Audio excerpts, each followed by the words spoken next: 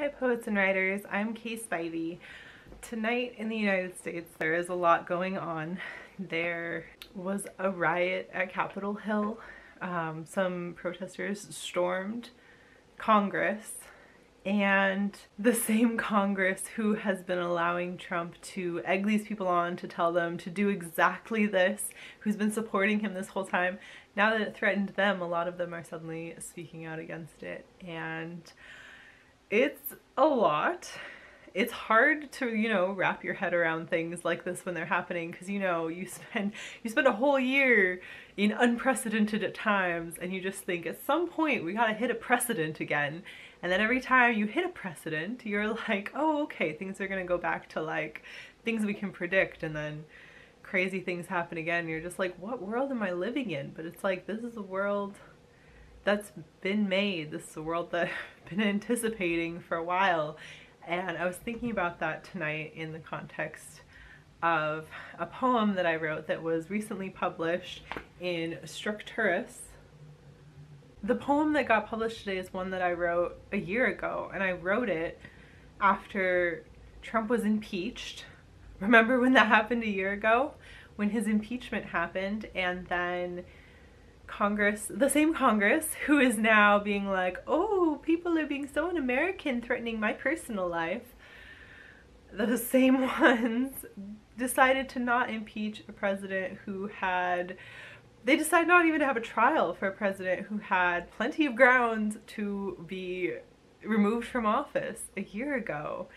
This whole past year has just been a snowball effect from Republican Senate just choosing to continue to allow Trump to just run rampant. And it's part of the agenda that they chose, that they wanted. And back a year ago, when I could just feel that this tension in America was coming to a head, before it finally came to a head in June with the Black Lives Matter movement, like this just anger and this tension.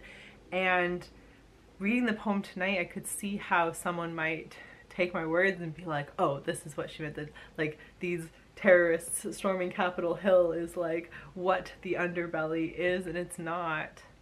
Those are a bunch of privileged white boys, for the most part, who decided to just be idiots and do something that they knew they could do, that they were allowed to do, and just to scare a lot of people and to hurt and kill some people, because that's something that they feel entitled to.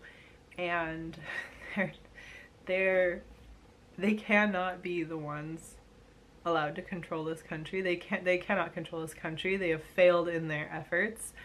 Thank God that more people are not only rational but care about other people than just those ones. But anyway, I really wanted to read the poem that was recently published again in Structurus. I just wanted to read it tonight because it felt like something that is still happening, still applies, it's still in the air. So this poem is called Unrest. Have you been listening to the tension in the muscles of the people who cross your path? The deep sigh of the night air, cars streaming through red lights at rainy intersections.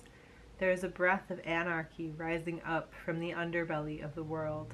A great unrest is stirring, twitching its fingertips, as the dreams melt away and pool in clotted gutters.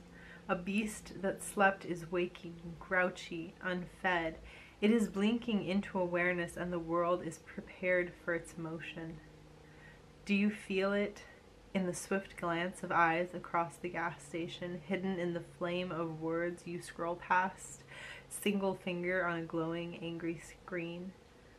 There is quiet dissolving. There are hands rising from the bog, ready now, willing. They say there's something left to eat. So anyway, eat the rich and all that. And good luck to you especially, and to all of us in these times we're having, and hopefully you come out the other side with some good writing and some good poetry, and just stay safe and stay strong.